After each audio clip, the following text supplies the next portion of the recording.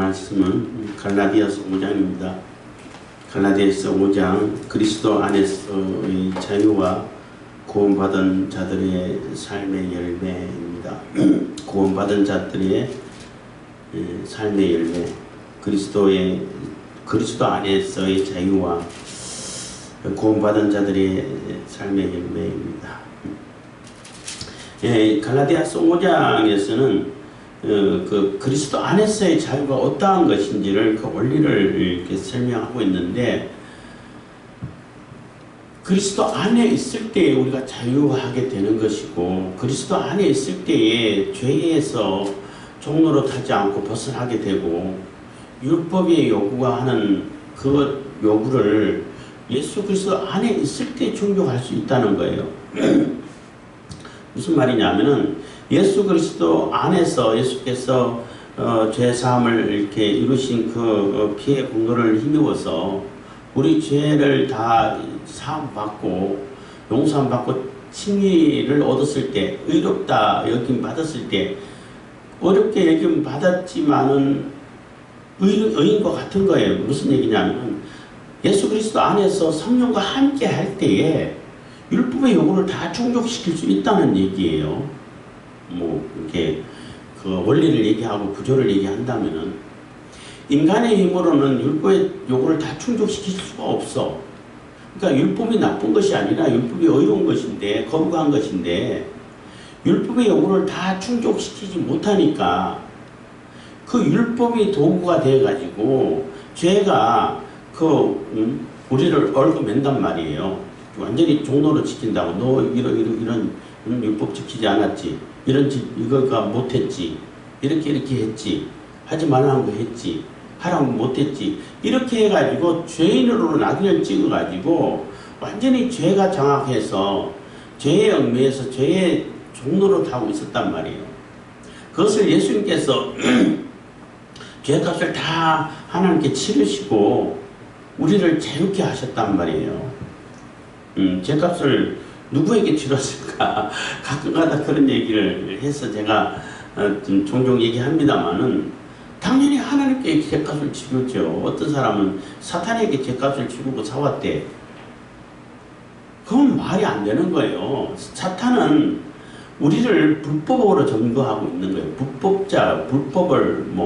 불법자, 거짓의 아비, 이런 표현을 쓰잖아요. 불법이기 때문에 하나님께 죄값을 치르고 하나님께부터 예수님이 우리를 완전히 소유 삼으신 거예요. 사신 거예요. 이제는 우리가 완전히 예수 그리스도의 소유가 된 거야.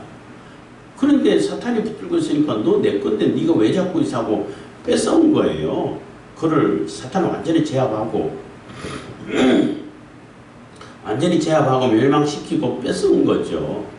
그렇게 이해를 하셔야 되는 겁니다.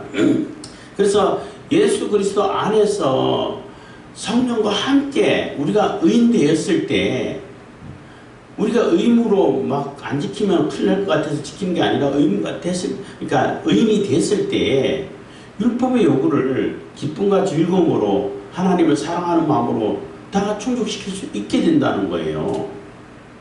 그런데 그것을 버리고 예수 그리스도 안에 있는 예수 그리스도의 은혜를 버리고 그것을 그냥 의지하지 않고 내가 율법을 지켜야겠다, 율법을 지켜가지고 내가 의를 얻겠다 하면은 다시 죄의 종으로 들어갈 수밖에 없는 그런 상황으로 놓여진다는 거죠. 왜냐하면은 사람 스스로는 결코 율법을 다 지킬 수 없으니까, 율법의 요구를 다 충족시킬 수 없으니까. 만약에 사람들이 율법의 요구를 다 충족시켜가지고 의롭게 될 수 있다면은 예수님이 이 땅에 안 오셨겠죠. 오실 이유가 없었겠죠. 그렇잖아요. 그렇기 때문에 자꾸 사람들이 유혹에 넘어가지 말라는 거예요. 자꾸 죄의 종으로 들어가려고 그런 어리석은 짓을 하지 말라는 것입니다. 사람들이 얘기할 때는 어떻게 믿음으로 구원받을 수 있냐, 그 믿음만 우리가 아무것도 안 해도 구원받는다는 건 너무 염치 없는 소리 아니냐, 우리 뭔가를 해야 되지 않냐, 그래서 할례라도 받으라 하고 이렇게 논리를 이렇게 내세우는데, 그렇지 않다는 거예요. 구원은 하나님의 전적인 은혜지 우리가 할 수 있는 게 없어요. 그렇기 때문에 그 할례를 받으면은 율법을 다 지켜야 될 의무가 생기는 것이고, 구원의 조건으로 할례를 받는다는 얘기는 그 율법 안으로 들어간다는 얘기가 되는 것이기 때문에, 그러니까 유대인이냐 아니냐, 유대인 공동체에서 내가 유대인으로서 같이 생활해야겠다 하는 그런 입장에서 할례 받으면 아무 상관없어요. 할례 받고 안 받고는 뭐 유대인 된다고 하니까. 그렇지만 구원의 조건으로 할례를 받는다는 얘기는 율법을 다 지키겠다는 얘기인 거예요. 근데 율법을 다 지켜야 되는데 그 할례파들 이단 거짓 교사들은 뭐라고 그러냐면 할례만 받으면 율법 다 지킨 거야. 할례 받으면 어떻게 율법을 다 지켜요? 그러면은 뭐 어려울 게 하나도 없죠. 그리고 자기 공로가 되는데. 그래서 그거 가지고 장난하지 말아라. 응? 자랑하지 말아라. 차라리 완전히 싹둑 베버리고 자랑하지 말아라. 이렇게 조금 과격한 말까지 하고 있는 것입니다. 그리고 그리스도 안에서 구원받은 자들의 그러한 삶의 모습이 어떠한가? 절대 죄에 가까이 가지 않는다는 거예요. 성령의 열매가 맺히는 것이지, 성령의 열매를 맺는 것이지, 악하고 더럽고 죄악되고 이런 곳에 가까이 가지 않는다는 거예요. 그렇기 때문에 구원파의 논리는, 영지주의자들과 구원파자들의 논리는 전혀 성경적이지 않아요. 구원하고 상관없는 자들이 되는 겁니다. 내가 구원받았으니까, 내가 모든 죄를 다 용서받았으니까 내 마음대로 해도 돼. 그거는 용서 못 받은 자들이에요. 용서받지 않고 자기 합리화시키는 자들인 것이지, 진짜 용서받은 자들은 죄를 멀리할 수밖에 없게 되는 것이고, 사람들을 유익하고 사람들을 살리고 생명을 향해서 가는 자들이지, 그래서 성령의 열매를 맺어가는 자들이지, 그 악하고 더럽고 방탕하고 사람들을 해치고 이런 데 가까이 가지 않는다는 얘기인 거예요. 5장 1절입니다. 그리스도께서 우리로 자유케 하려고 자유를 주셨으니 그러므로 굳세게 서서 다시는 종의 멍에를 매지 말라 해서, 그리스도께서 우리로 자유케 하려고 죄에서 건져주셨고 죄값을 다 치르시고 죄에서 속량하셨는데, 그래서 우리에게 무한한 자유를 주셨는데, 무한한 자유를 주셨다고 해가지고 이게 죄까지 마음대로 질 수 있는 자유를 주셨다. 그거는 자유가 아니에요. 오히려 억압이죠. 죄의 속박으로 들어가는 거예요. 그거는 자유가 아니에요. 방종이라고도 말하는데 그건 자유가 아니에요. 자유는 정말로 그 죄의 속박에서 벗어나서 그 진리를 추구하게 되는 것이고, 많은 사람들 같이 살게 하고 내 생명을 얻어서 생명의 삶을 사는 거죠. 그렇기 때문에 예수께서 우리로 자유케 하려고 자유를 주셨는데, 그러므로 굳세게 써서, 그래서 그 예수님께 주신 자유, 진리가 너희를 자유케 하리니 하는 자유케 하리라 한 그 말씀을 믿고, 너희가 진리를 알지니 진리가 너희를 자유케 하리라 하는 그 말씀을 믿고 우리가 자유함을 얻었으면은 그 믿음에서 흔들리지 말라는 거예요. 그 믿음에서 흔들리지 말고, 예수 그리스도가 진리이시고 그 진리가 우리를 자유케 하셨구나. 그 자유를 우리가 누리고 자유로운 삶, 죄에서 벗어난 그런 삶을 살아라는 거예요. 그래서 흔들림 없이 굳게 서서, 굳세게 서서 다시는 종의 멍에를 매지 말라. 그래서 다시 종의 멍에를 매고 죄의 종으로 들어가가지고 우리가 영원한 멸망을 바라보는 그런 삶을 왜 살려고 하냐는 거예요. 그런 삶을 살 필요가 없다는 겁니다. 그래서 다시는 종의 멍에를 매지 말라. 2절입니다. 보라, 나 바울은 너희에게 말하노니 너희가 만일 할례를 받으면 그리스도께서 너희에게 아무 유익이 없으리라. 그래서 너희가 구원의 조건으로 할례를 받는다면은 예수님께서 너에게 베푸신 그 은혜를 떠나는 것이 된다는 거예요.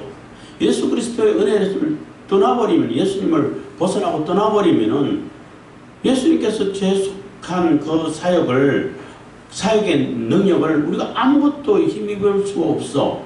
아무런 유익이 없게 되는 거예요. 예수님하고 우리하고 상관없는 예수 밖에 있는 사람들밖에 되지 않게 된다는 거예요.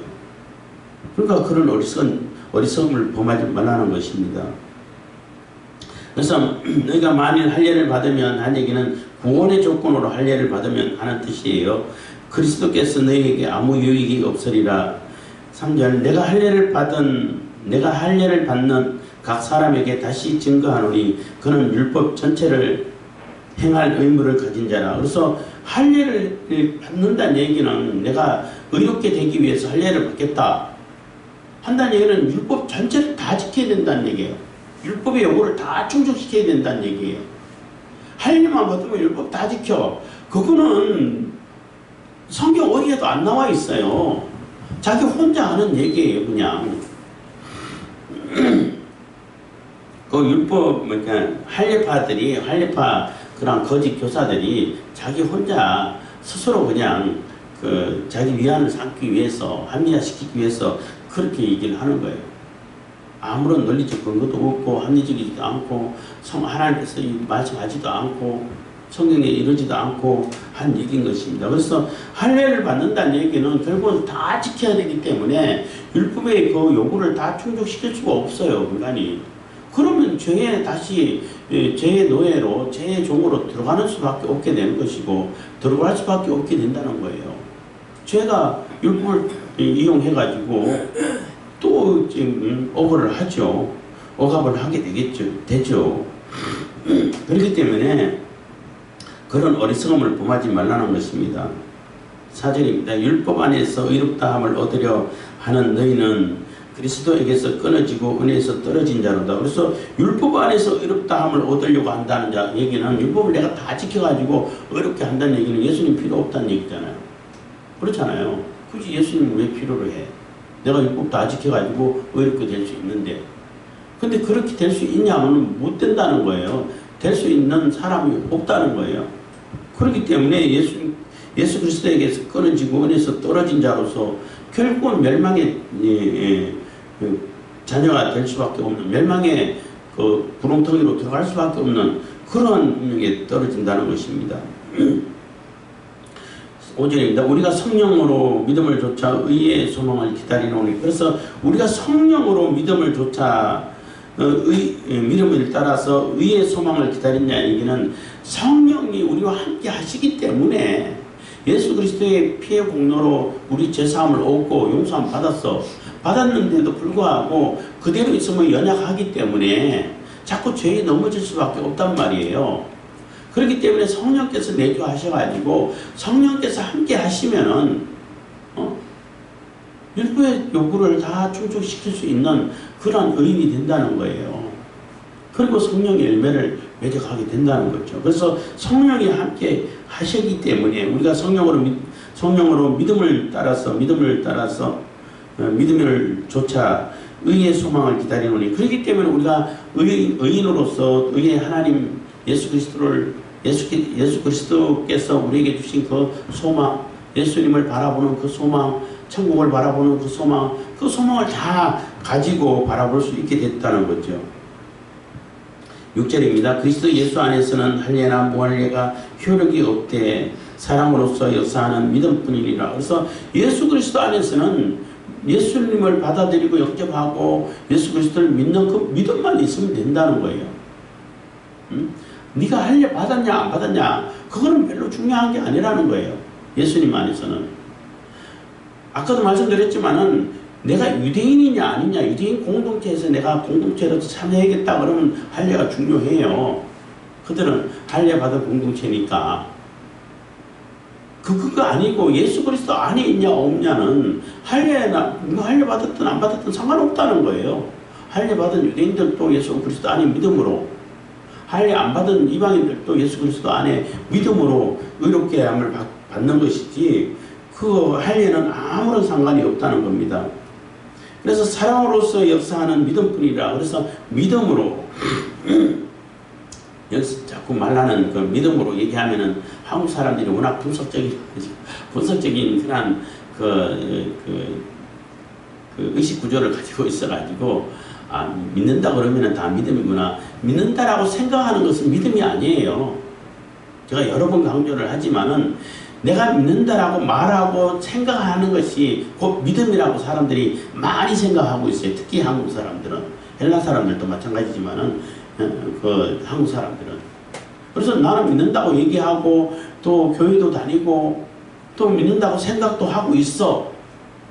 그런데 믿음의 행실이 안 나타나. 믿음이 행동으로 안 옮겨져. 그럼 믿음 아니에요. 믿는다라고 착각하고 있는, 생각하고 있을 뿐인 것이지. 물론 생각은 그 믿음으로 들어갈 수 있는 중요한 역할을 하죠. 중요한 역할을 하긴 하지만은 믿음은 아닌 거예요.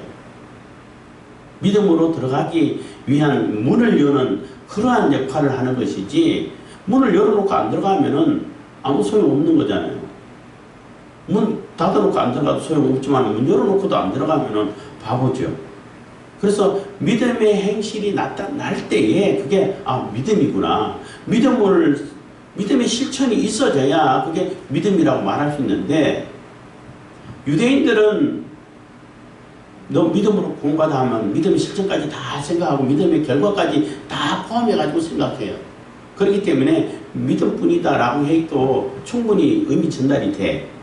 근데 한국 사람들한테는 그렇게 얘기하면 반밖에 안 전해져요. 말로만, 생각으로만 믿음이다라는 것은 결코 믿음이 아니라는 것을 이렇게 잘 설명해주고 강조를 하고 또 생각을 해야 된다는 것입니다. 7절입니다. 너희가 다름질을 잘하더니 누가 너희를 막아 진리를 순종치 않게 하느냐. 그래서 너희를 다름질을 잘했다는 얘기는 지금까지 믿음으로 잘게 성장해오고 실천해오고 있었다는 거예요. 그런데 갑자기 왜 누가 이제 할례파들이 되는 거죠. 그렇게 너희들 막아가지고 오히려 진리에서 떠나게 만들더냐, 진리를 순종치 않게 하더냐, 그거 바보짓이다. 절대 그럴 필요가 없다 라는 얘기를 하는 겁니다. 8절입니다. 그 권면이 너희를 부르신 이에게서 난 것이 아니라. 그래서 그 할례파들이 권하는 것, 그래도 우리가 최소한 뭐라도 조금이라도 해야 되지 않냐, 할례라도 받아야 하나님께 체면이 서지 않냐, 구원은 할례라도 받아야 완성이 되는 것이지 하는 그러한 권면은 결코 하나님께로부터 난 것이 아니라는 거예요. 너희를 부르신 이가 하나님이시죠. 하나님께서 난 것이 아니라 그거는 자기 생각에서 하는 얘기지 하나님께서 그런 것을 요구한 적이 없다는 거예요.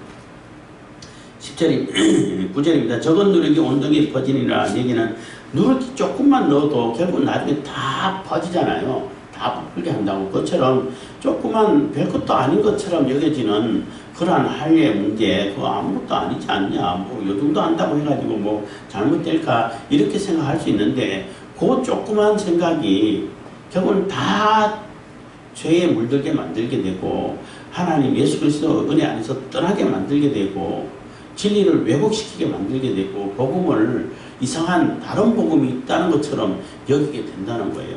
그래서 절대 그거 용납할 수 없다는 겁니다. 10절입니다. 나는 너희가 아무 다른 마음도 품지 아니할 줄을 주 안에서 확신하노라. 그래서 이런 설명을 다시 하고 또 이렇게 그 원리를 잘 설명해주고 이해를 시키면은 그게 그런 거였구나, 우리 잘못 생각했구나 하고 다시 깨닫고 돌아올 거라고 갈라디아 성도들을 이렇게 믿겠다는 것입니다. 나는 너희가 아무 다른 마음도 품지 아니할 줄을 주 안에서 확신하노라. 그러나 너희를 요동케 하는 자는 누구든지 심판을 받으리라. 그래서 너희들은 결국은 그게 우리가 잘못 착각했구나 하고 금방 깨닫고 돌아올 줄 믿는다는 거죠. 왜냐하면 몰라서 잘못 이해를 해가지고 갔기 때문에 돌아오는데, 너희들을 그렇게 교묘하게 깨고 왜곡시켜가지고 다른 복음이 있는 것처럼 그렇게 너희들을 유혹하고 왜곡시킨 그 자들은 반드시 심판받을 거라는 거예요. 하나님께서 반드시 심판하실 거라는 거죠. 이단자들 심판받죠. 이단들도 다 포함해가지고 기독교야 이렇게 해가지고 같이 이렇게 도매금으로 넘기는 그런 사람들도 많이 있던데 그렇지 않아요. 하나님 반드시 심판해요. 이단 심판해요.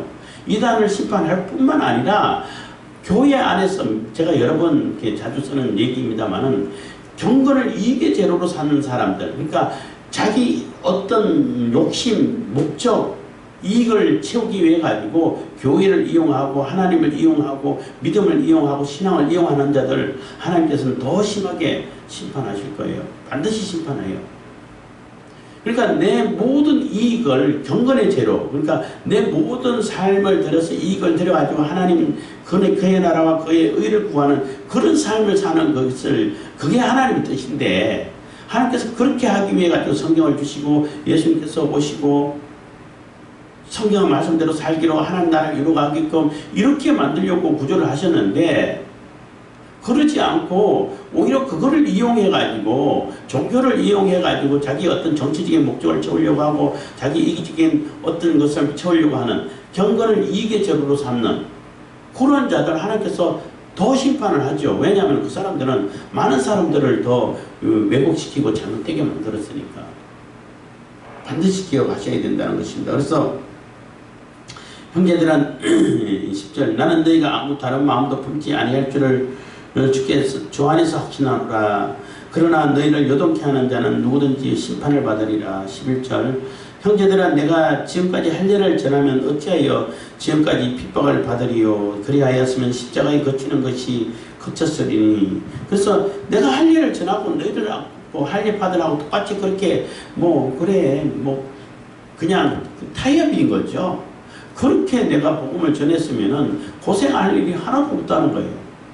뭐 유대인들한테 가서 그렇게 또 저기 이방인들 가서 황제 숭배 사상을 전한 자들은 그래 같이 해 그렇게 하면서도 예수 믿으면 돼 이렇게 전하면은 뭐 어렵 당할 일이 하나도 없다는 거죠. 그래서 세상과 타협하고 세상 사상하고 타협해가지고 그래 그것도 좋고 이것도 좋고 이래도 괜찮고 저래도 괜찮아 이렇게 복음을 전했으면은 어려울 일이 하나도 없다는 거죠. 고생할 일이 있겠냐는 거죠. 그렇게 전할 거면 뭐 전할 필요도 없는 거지. 그렇잖아요. 응? 그래서 하나님이 선교해가지고 하나님께서 선교하시는 거 맞죠. 맞는데 사람들이 참 하여튼 생각들이 너무나 이렇게 사악한 것 같아요. 하나님께서 직접 선교하시기 때문에 선교할 필요가 없다는 거예요. 다 뭐 민족 종교를 통해 가지고 그 풍속을 통해 가지고 다 하나님께서 구원하시지. 에? 굳이 가가지고 예수만 믿어야 된다, 예수 믿어야 된다 이렇게 전할 필요가 없다는 거예요. 그게 하나님의 선교라는 거지. 처음에 하나님께서 선교할 때 맞아 하나님께서 선교하시기 가서 우리가 복음을 전하고 진리를 설명하고 그래서 하나님의 나라를 이렇게 설명해서 이루어가고 그래서 하나님의 백성이 되도록 다 이렇게 데려오고 이런 선교의 역할을 우리가 가서 수고하지만은 결국은 하나님께서 하시는 일이다. 하나님께서 이루시는 일이다. 이게 우리가 생각하는 하나님의 선교인데 그렇게 이해하고 하나님의 선교 맞지 했는데 그 뒤로 얘기하면은 이상하게 선교대에서 이상하게 얘기를 하고 있어. 그럴 필요가 없다. 그거는 완전히 말장난이고 그 진리를 모르고 왜곡시키는 자들이고 하나님의 심판을 받을 자들이라는 것입니다. 그래서 형제들은 내가 지금까지 할례를 전하면 어찌 지금까지 핍박을 받으리요. 그리하였으면 십자가에 거치는 것이 거쳤으리니. 그래서 세상과 타협하면서 이렇게 복음을 전했으면은 아무런 핍박 같은 거 없다는 거죠. 그러면 그 얘기인 것입니다. 12절 너희를 어지럽게 하는 자들이 스스로 베어버리기를 원하노라. 그래서 너희를 어지럽게 하는 자들이라는 얘기는 너희들을 막 혼란시키고 그래야 돼? 그럴 것 같아. 이렇게 여기게끔 만드는 그러니까 갈라디아 사람들은 귀가 좀 얇은 것 같아. 그게 맞는 것 같아. 이렇게 생각하게끔 하는 그런 자들이라는 얘기인 거죠. 그래서 그 사람들한테 좀 이게 12절은 약간 좀 민망한 얘기이기도 합니다만 그래서 직접적으로 설명 안 하는 분들도 많은데 이 얘기는 뭐냐면 베어버린다는 얘기는 그 원어를 찾아보면은 그 표피 끝을 이렇게 자르는 할례가 아니라 아예 그냥 싹둑 뭉텅 잘라버리고 거세를 하라는 얘기예요. 잘라버리고 잘라버리면 아무것도 보일 게 없잖아. 없잖아요. 그래서 너희들 어지럽게 안 하게 그냥 아예 없애버리면 또 그 아예 없애버리면은 뭐 자랑할 것도 없으니까 그렇게 잘라버리기를 원한다. 그렇게 자랑하지 말라는 거예요. 그건 아무것도 아니라는 얘기예요. 그리고 또 다른 뭐 해석, 그런 해석도 있어요. 그 이단을, 우상을 숭배하는 자들은 아예 거세하는 것을 이렇게 그 신에게 더 자기의 의의를 보이는 이런 행위로 여겨가지고 하는 그런 그 미신도 있다고 그래요. 우상 숭배하는 자도 있다고 그래요. 그 사람들처럼 아예 그렇게 하든지 이렇게 해석하는 자들도 있긴 있는데, 그거보다는 아예 그거 딱 뭐 그게 그렇게 자랑스러우면은 아예 싹둑 잘라버리고 자랑을 하지 말라는 거예요. 그런 의미를, 그 복음을 왜곡시키는 그런 용도로 쓰지 말라는 거예요. 그럼 바보 같은 소리 하지 말라는 거예요. 차라리 다 잘라버리고 제거를 해버리고 그런 얘기를 하지 말라는 겁니다. 그래서 갈라디아 성도들에게도 그거는 할례나 무할례는 아무런 의미가 없어. 믿음만 있으면 되는 거야 하고 설명을 해주고 있는 겁니다. 13절입니다. 형제들아, 너희가 자유를 위하여 부르심을 입었으나 그러나 그 자유로 육체의 기회를 참지 말고 오직 사랑으로 서로 종로를 하라 한 얘기는 방종에 관한 얘기인 거예요. 이게 형제들은 너희가 자유를 위하여 부르심을 입었으나, 그래서 자유를 위해서 부르심을 입어서 자유한 자가 되고 칭의를 얻어서 의로운 자가 됐어요. 그러나 그 자유로 육체의 기회를 삼지 말라는 얘기는 이제 내가 자유자가 됐어. 이게 구원파나 영지주의자들 얘기하는 거예요. 자유자가 됐어. 이제는 내가 이제 용서함 받았기 때문에 내 마음대로 살아도 돼. 육체의 요구를 다, 육체의 쾌락을 그냥 막 즐기면서 살아도 돼. 뭐 내가 뭐 도둑질을 하든지 뭐 사람 술을 마시고 그냥 허랑방탕하든지 사람들을 뭐 이렇게 괴롭히든지 나만 아니면 돼. 그렇게 살지 말라는, 그거는 오히려 그 예수님께서 주신 그 자유를 가지고 왜곡시키는 거예요. 그 방종인 것이 자유가 아니에요. 그거는. 그러한 삶을 사는 것은 육체의 기회를 삼아가지고 오히려 하나님의 진리를 왜곡시키는 일이 되는 것이고 하나님을 욕되게 하는 것이 되는 거예요.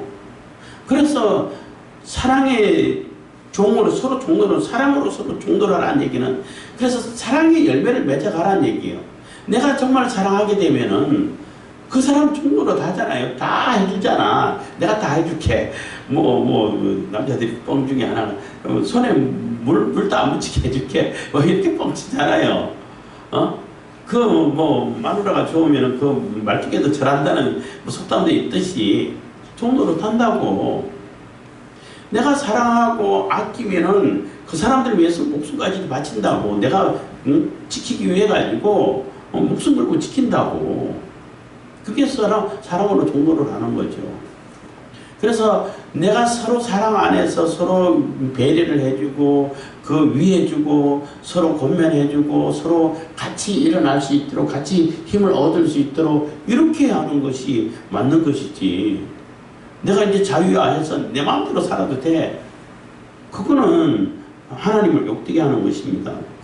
14절입니다. 온 율법은 내 이웃 사랑하기를 내 몸과 같이 하라 하신 말씀이 이루었나니 만일 서로 물고 먹이면 피차 멸망할까 조심하라. 그래서 온 율법이 네 이웃을 내 몸과 같이 사랑하라는 사랑의 실천이 그게 율법 다 이루는 거다. 율법의 원래 의미가, 율법의 원래 요구가, 율법에 하는 그 원래 의미가 추노의 하나님을 사랑하고 이웃을 사랑하는 것이 원래 율법의 그 의미다. 그래서 사랑하기 위해 가지고는 이렇게 하지마, 하나님에 대해서는 이렇게 하고 또 사람들에게는 이렇게 하지마, 저렇게 하지마, 뭐 살인하지마, 도둑질하지마, 가늠하지마, 거짓 증거하지마, 탐내지마. 이게 이웃 사랑하는 방법이잖아요. 사랑하는데 어떻게 살인을 하고 미워하고 간음을 하고 도둑질을 하고 거짓 증거하고 또 탐내고 그러겠어요? 안 그래요. 하나라도 더 주고 싶어야 하는 거지. 더 주려고 그러지. 안 그래요? 사랑하면은. 그렇기 때문에 서로 이렇게 물고 먹는다는 얘기는 서로 자기 이익만을 챙기기 위해 가지고 헐뜯고 싸우고 뭐 요즘 자주 쓰는 표현으로 내부 총질이라고 그런 거죠. 그렇게 하게 되면은 같이 망한다는 거예요.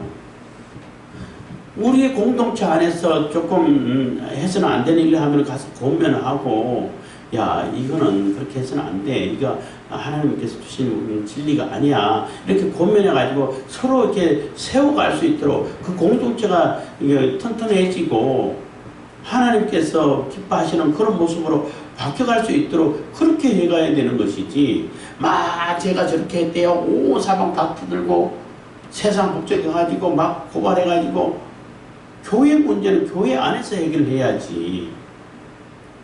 물론 이제 법적인 문제가 걸리게 되면은 그것을 뭐 해결하기 위해 가지고 변호도 하고 해야 되겠지만은 그렇지만 교회 안에 있는 문제고 교회 안에 있는 그러한 문제는 교회 안에서 해결을 해야 되는 거죠. 그래서 서로 만일 서로 물고 먹으면 피차 멸망할까 조심하라 하고 권면하는 것입니다. 16절 내가 이르노니 너희는 성령을 좇아 행하라. 그리하면 육체의 욕심을 이루지 아니하니라. 그래서 성령을 좇아 행하라는 얘기는 성령을 따라서 성령에 취한 것에서 그러니까 너희는 술 취하지 말라 이런 방탕한 것이니 했잖아요. 그런 표현을 했는데 왜 방탕한 것이 술 취하는 것밖에 없나? 많아요. 방탕한 짓은 술 취하는 것뿐만 아니라 많은데 왜 술 취하는데 비유를 하냐면은 술 취한 거하고 성령에 취한 거하고 그 모양은 비슷해요. 술 취하면은 내 마음대로 이렇게 내 의지대로 안 움직이잖아. 술의 기운에 대해서 기운에 따라 움직이는 것이지. 그래서 얘기할 때마다 예를 드는데 어떤 사람이 술을 엄청 취해가지고 막 몸을 가누지 못한 그런 사람이 있어요. 요즘은 다 번호키지만은 옛날에는 열쇠키였잖아요. 그래서 아파트에 들어가가지고 열쇠 이게 문 열려고 열쇠를 뽑아가지고 넣으니까 이게 열쇠 구멍에 열쇠를 제대로 끼우지를 못해. 그래서 그걸 보다가 못해갖고 경비 아저씨가 와가지고 아유 제가 대신 열어드릴까요? 그러니까 아유 이 사람 그 아저씨는 걱정할 거 없다고. 다른 게 아니라 이 흔들리는 집이나 좀 잡아주면은 나 다 잘할 수 있다고. 내가 열 수 있다고. 이 흔들리는 집이나 좀 붙잡아달라고. 그런 우스갯소리가 있는데 그것처럼 성령을 따라 산다는 얘기는 성령의 의지로 따라 우리가 행한다는 거예요. 성령의 의지를 따라 행하게 되면은 당연히 성령의 열매가 맺히겠죠. 응? 악의 열매가 맺히는 것이 아니라 방탕의 열매가 맺히는 것이 아니라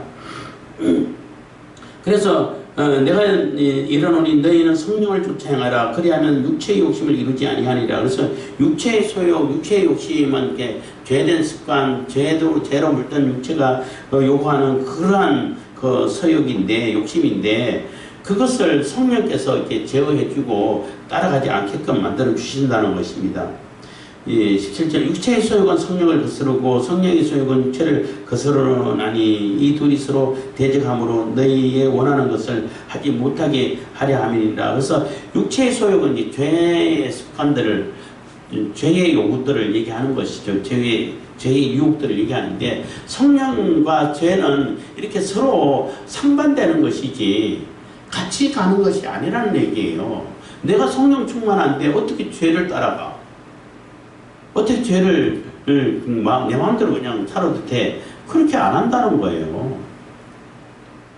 서로 배치된다는 것입니다. 18절 내가 만일 성령의 인도하시는 바가 되면 율법 아래 있지 아니하리라. 그래서 성령의 인도함을 받게 된다면은 율법에 아래 있지 않게 된다는 얘기예요. 그래서 아까도 처음에 말씀드렸던 것처럼 예수 그리스도를 통해 가지고 성령과 함께 우리가 의인이 되면은 율법에 얽매이는 것이 아니라 율법의 요구를 아주 사랑함으로 인해 가지고 다 충족시킬 수 있게 된다는 거예요.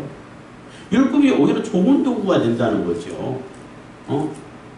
하나님께 주신 그 율법을 우리가 기쁜 마음으로 즐거운 마음으로 사랑하는 마음으로 다 이렇게 충족시킬 수 있게 된다는 거죠. 그래서 율법 아래 있지 않게 되기 때문에 죄의 종로로 타지 않게 되는 거죠. 19절입니다. 육체의 일은 현재 아니 곧 음행과 더러운 것과 호색과. 그래서 육체의 일을, 그러니까 육체의 소욕, 육체의 욕, 그러니까 뭐 죄의 습관들 뭐 이런 것을 얘기하는 것입니다. 이런 현저하다는 얘기는 너무나 분명하다는 얘기예요.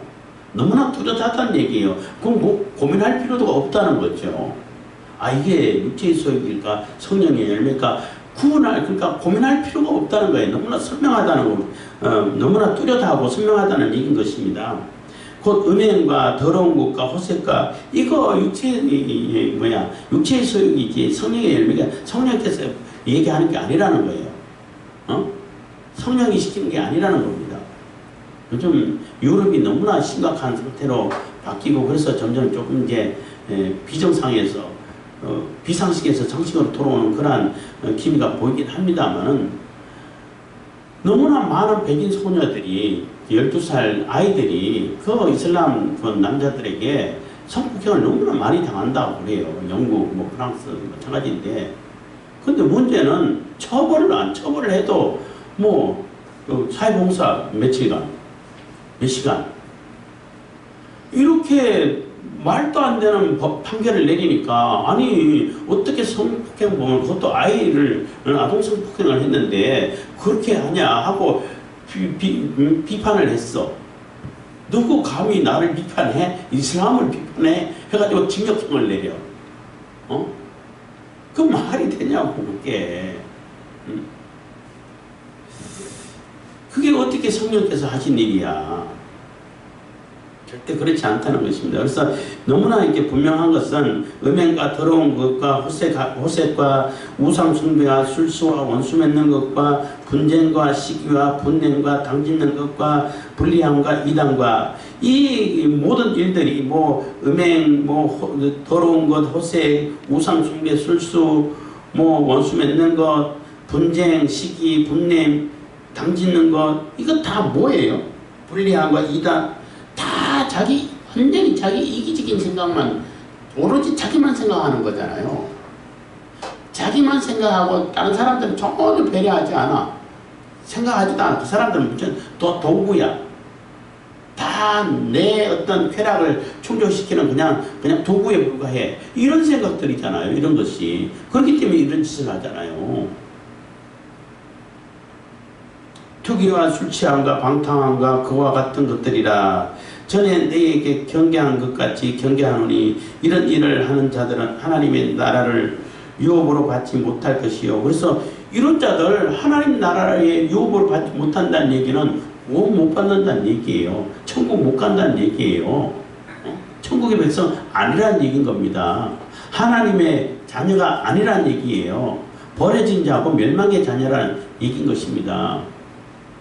그런데도 내가 모든 죄를 용서를 받았으니까 내 마음대로 살아대 하는 그런 구원파 영지주의자들 하나님 나라의 유업을 못 받는다고 분명히 얘기를 하고 있잖아요. 그래서 이런 것들 그래서 그 옛날에 안녕하세요라는 그런 프로그램이 있었는데 가끔가다 봤습니다만은 그런 얘기를 그 사람들이 문제라고 해가지고 나온 자들을 보면은 정말로 너무나 이기적인 야 어떻게 저렇게까지 이기적일까 하는 생각들이 많이 있잖아요. 그것도 가장 이제 생각이 나는 것은 이제 화장실 집에 화장실 하나밖에 없는데 아빠가 화장실 들어가면 안 나와. 들어가가지고 그 안에서 변기 위에 앉아가지고 자고 있는 거야. 몇 시간 동안 안 나와. 집안 식구들은 막 방광염이 걸릴 정도로 왜 그러냐 했더니 거기가 제일 편하대. 그래서 혼자 잔다는 거야. 거기서. 그러면은 다른 가족들은 어떻게 하라고. 그래가지고 공공 화장실 쫓아가고 이러고 할 때 그 얘기를 들었을 때에 야 어떻게 저렇게 이기적일까. 그러니까 자기 혼자만 생각해. 심지어는 가족인데도 불구하고 이렇게 생각하니까 뭐 그런 딴 사람들이 불편하든지 딴 사람들이 어렵든지 뭐 급하든지 아무 상관없어. 상관 안 해. 그게 과연 성령께서 하시는 일일까? 아니라는 겁니다. 그래서 이 모든 육체 일이라고 소개하는 이 많은 일들이, 이런 것들이 다 죄하고 관계된 거잖아요. 굉장히 자기 이기적인 그런 그 욕심에서 일어나는 일들이잖아요. 성령은 절대 그렇게 사람들이 이기적으로 사람들을 전혀 배려하지 않고 하는 그러한 일들을 시키지 않는다는 거예요. 그래서 자유민주주의 할 때 자유도 내가 많은 자유를 누릴 수 있지만은 그 내 자유가 상대방의 자유를 침해하면 안 된다는 거예요. 상대방의 자유를 침해하지 않는 범위에서 자유하는 것이지, 자유롭게 해가지고 상대방을 다 침해하고 억울하게 만들고 그러면 안 된다는 거죠. 22절 오직 성령의 열매는 사랑과 희락과 화평과 오래 참음과 자비와 양성과 충성과 온유와 절제니 이 같은 것을 금할 법이 없느니라. 그래서 성령께서 하시는 일들은 성령의 열매를 맺는데 그 열매가 어떤 것들이에요? 성령의 열매는 사랑, 희락, 화평, 오래 참은, 이게 인내를 얘기하는 거죠. 자비, 양선은 이제 착한 마음을 얘기하는 거예요. 충성, 온유, 절제, 이런 것들 뭐예요? 굉장히 사람들을 편하게 만들고, 사람들이 같이 살게 만들고, 같이 이렇게 힘을 얻게 만들고, 같이 이렇게 승리, 윈윈, 이런 표현도 씁니다만은, 뭔가 사람들이 용기를 내서 같이 일어나고, 그 공동체에서 의미를 찾고, 같이 이렇게 잘 이렇게 그 평화를 만들어가고, 같이 기뻐하고 즐거워하고, 이런 거잖아요. 공동체가 같이 잘 살아가는 거예요. 나도 좋고 너도 좋고 이게 되는 거지. 나만 좋고 너는 상관없어, 이건 안 되는 거예요. 너는 좋은데 나는 불편해, 그것도 안 되는 거예요. 너도 좋고 나도 괜찮고 나도 좋고 같이 사랑 안에서 같이 이렇게 자라가는 그러한 모습이잖아요. 그게 성령께서 하시는 일이라는 거예요.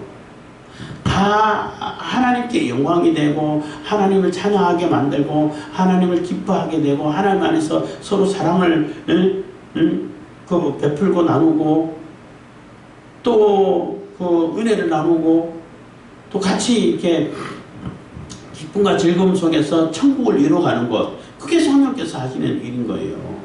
천국은 나만 좋은 게 천국인가요? 아니잖아. 같이 좋아야 되는 거잖아요. 근데 같이 좋아야 되는데 공산주의는 같이 좋은 게 아니라 같이 나빠지는 거죠. 같이 괴로운 거죠. 그것도 천국은 아니에요. 같이 좋아야 되는 것이지 같이 괴로우면 안 되는 겁니다. 같이 거지가 되면 안 되는 거예요. 24절 그리스도 예수 안에, 그러니까 23절 온유와 절제니 같은 것을 금할 법이 없느니라. 그래서 성령께서 하시는 일인데, 하나님께서 하시는 일인데 그것을 막아설 수 있는 그러한 법이라든지 존재가 있냐는 것입니다. 없다는 겁니다. 24절 그리스도 예수의 사람들은 육체와 함께 그 정과 욕심을 십자가에 못 박았느니라. 그래서 이 육체의 소욕들, 욕심들은 이미 십자가에 못 박아서 죽은 거야. 이미 죽었는데 그 죽은 시체를 다시 끄집어내가지고 살려고 하는 사람들이 같이 가지고 올 사람들이 있겠냐는 거예요. 이미 죽었기 때문에 다 떨쳐내 버리라는 얘기예요. 십자가를 통해 이미 죽고 다 시선받고 했기 때문에 이미 나는 그거하고는 상관없는 존재가 돼서 떠나게 된다는 거예요. 물론 죄의 습성이 남아있어서 실수할 때는 있죠. 그럼 회개하고 빨리 돌이켜서 조금이라도 더 멀어져서 성화돼서 영화의 단계까지 들어가라는 얘기인 것이지 그대로 죄에 머물러 있는 것은 아니라는 겁니다. 그래서 그리스도 예수의 사람들은 육체와 함께 그 정과 욕심을 십자가에 못 박았느니라. 25절 만일 우리가 성령으로 살면 또한 성령으로 행할지니. 그래서 성령으로 살게 되고 성령이 함께하고 예수 그리스도를 통해 가지고 죄사함 받고 성령이 내재하시면은 성령의 인도함을 받으라는 얘기인 것입니다. 성령을 자꾸 소멸하고 제어하고 거부하지 말고. 26절 헛된 영광을 구하여 서로 격동하고 서로 투기하지 말지니라. 그래서 성령의 인도함 받아서 성령의 이끌림을 받아서 살아야 되는 것이지 자꾸 엉뚱한 욕심에 사로잡혀가지고 사람들을 헐뜯고 또 서로 이렇게 막 분노를 유발시키고 또 투기하고 이렇게 해가지고 공동체를 허물어가는 그러한 짓은 하면 안 된다는 거예요. 그거는 성령께서 하시는 일이 아니라는 얘기인 거예요. 공동체를 세우고 나라를 세우고 이렇게 나가야 되는 것이지, 나라를 허물고 나라에 망하든지 말든지 나만 돈만 벌면 돼. 이게 요즘 정치권에서 많이 보는 것 같은데 그러면 안 된다. 그건 성령께서 하시는 일이 아니라는 겁니다. 그래서 성령으로 살면은 또한 성령으로 행하고 믿음의 실천을 하라는 얘기인 거예요. 그게 믿음이라는 거예요. 그래서 우리가 성령의 인도함을 받고 예수께서 주신 그 자유함을 온전한 하나님께서 기뻐하시는 모습으로 그 나라와 그 의를 구하는 천국을 이루어가는 그러한 모습으로 우리 자유를 실천해야 되는 것이고 자유를 얻은 사람들의 모습이라는 겁니다. 기도하겠습니다. 사랑해 주신 감사합니다. 시간에 또 내가 볼을 주신 감사합니다.